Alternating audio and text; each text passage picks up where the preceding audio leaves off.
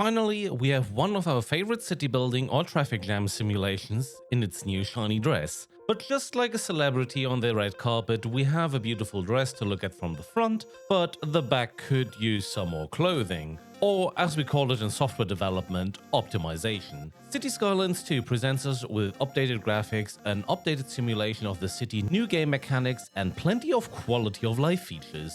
For example, no longer we have to fiddle around much with a roundabout on our street network. These can now be placed onto an existing network, which makes building very comfortable and fast. Also, having pipes and electricity along with the roads takes away the stress of trying to cope with your electricity network. Adding high voltage and low voltage power grids to the game brings a little more realism into your city simulation. No longer you have to worry about power cuts, as you are able to import viable resources like electricity from other outside cities. One addition which irritated me at first was the development tree, which I quickly started to love. Different to Cities Skylines, you gather development points which you can spend on something like a research tree. This helps you focusing on what you need and not what the game demands you to have. Need more streets, or do you need to focus on public transport? It is your choice this time. Cities Skylines 2 brings plenty of new features, which make city building fast and comfortable. As an experienced Cities Skylines gamer, I found the tutorial a little annoying and too much.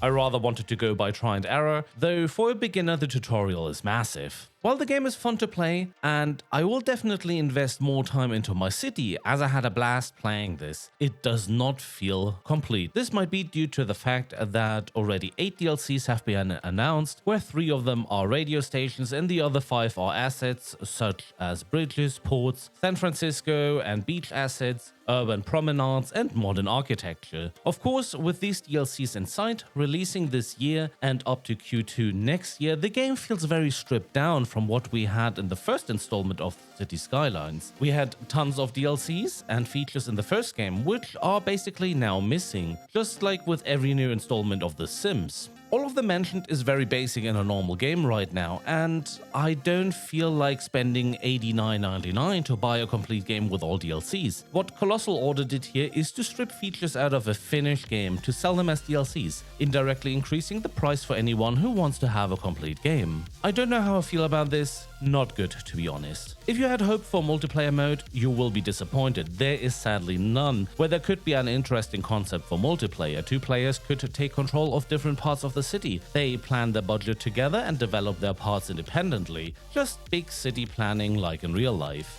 And after we have all seen these miserable releases, performance and bug-wise, why should Cities Skylines 2 be an exception, of course? The performance is terrible at first. I don't know where the game had the idea from to set the game to 165 Hz, max resolution and max details, but my computer was clearly not capable of handling this, at least while streaming. The menu already was a slideshow, and it was a challenge to get past the end user license agreement into settings. I don't know what is eating up resources in the main menu though, and I hope they are not making the same mistake as New World: max performance, unlimited FPS and burning GPUs in the end. This is fine.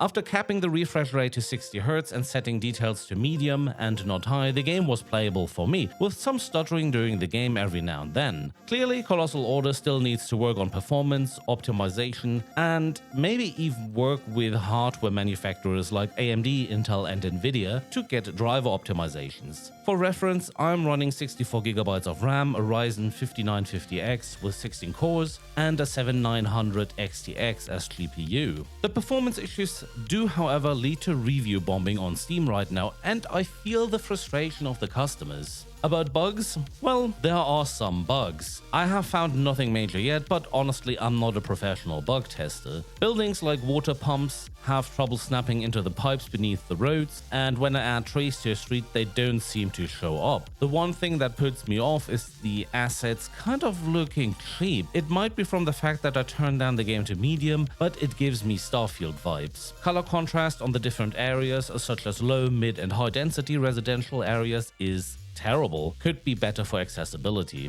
All in all, I enjoy the game, though it feels incomplete. I had great fun playing it and building up my city. there are still some mechanics I want to explore further, like finally making profit of my city, exporting goods, and more. Would I recommend buying it right now? Honestly, no. The base game costs $49.99 and the ultimate with all DLCs $89.99. Of course, they are trying to bait you by telling you the ultimate should actually cost $116 or euros. Reminds me a little bit of teleshopping. The base game is not complete in my opinion. The indirect price increase to complete the game with DLCs is sassy to say it friendly here. Taking all this into account, I'm questioning why we actually need a second game. The first game was fine and they could have maybe updated it. Of course, one argument would have been an old engine and of course cache. If you have Game Pass, play there and test it if it is actually running on your PC, as hardware combinations might behave differently. Or just wait, the first game is still very good to play and still available. Also, the first Cities Skylines had many sales. I bet this one will too. Well, that's all I have. Drop your comment, like, subscribe.